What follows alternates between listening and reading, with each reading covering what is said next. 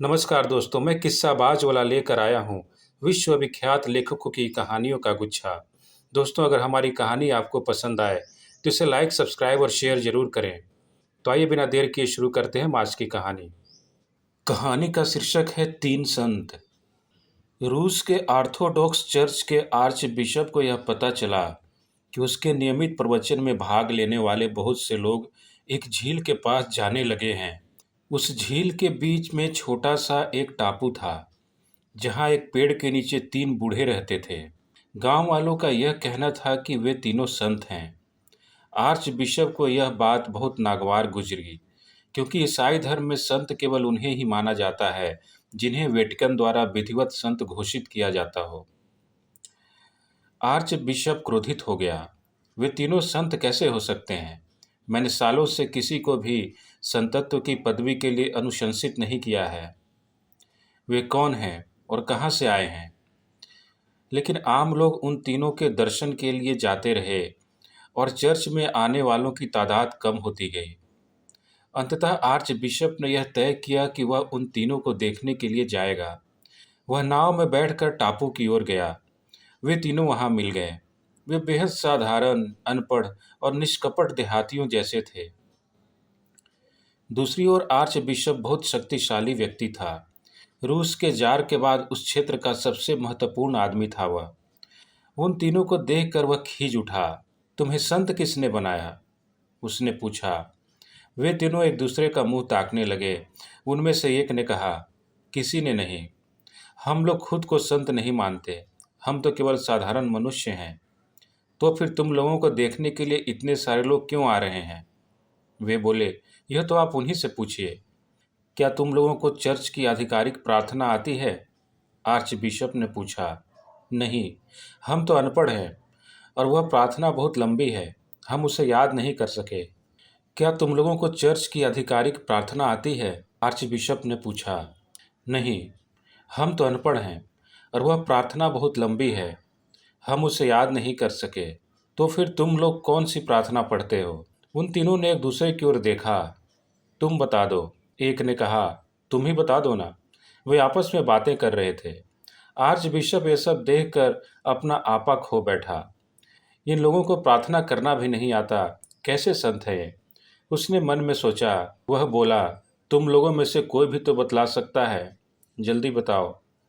वे बोले, दरअसल हम आपके सामने बहुत ही साधारण व्यक्ति हैं। हम लोगों ने खुद ही एक प्रार्थना बनाई है, पर हमें यह पता ही नहीं था कि इस प्रार्थना को चर्च की मंजूरी मिलना जरूरी है।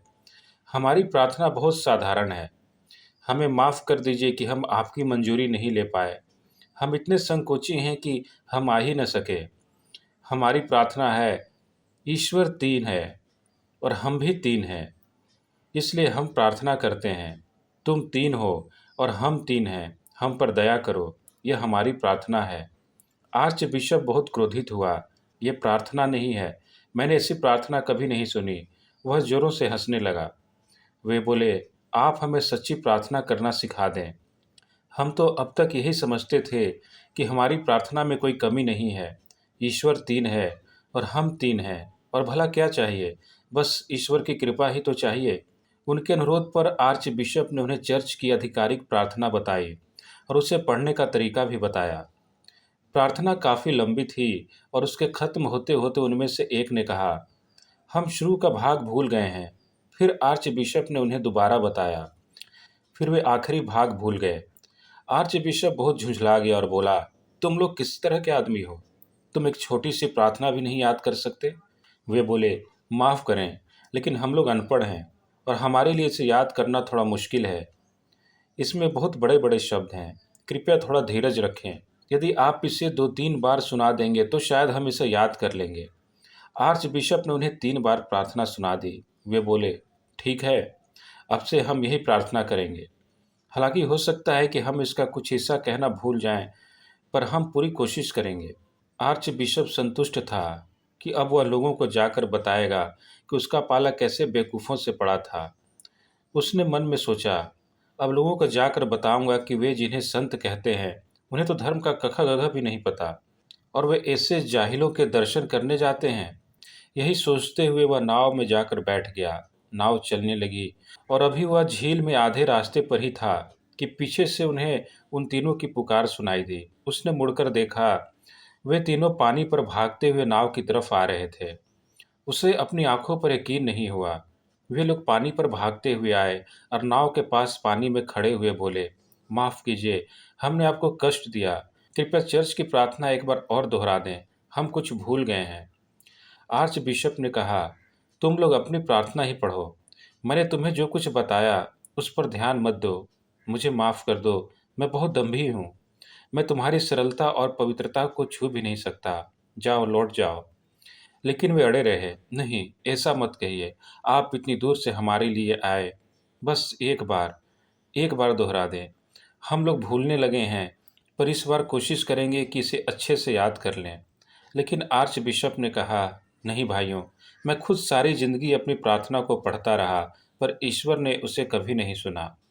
हम तो बाइबल में ही यह पढ़ते थे कि ईसा मसीह पानी पर चल सकते थे, पर हम भी उस पर शंका करते रहे। आज तुम्हें पानी पर चलते देखकर मुझे अब ईसा मसीह पर विश्वास हो चला है। तुम लोग लौट जाओ, तुम्हारी प्रार्थना संपूर्ण है। तुम्हें कुछ भी सीखने की जरूरत नहीं है। धन्यवाद।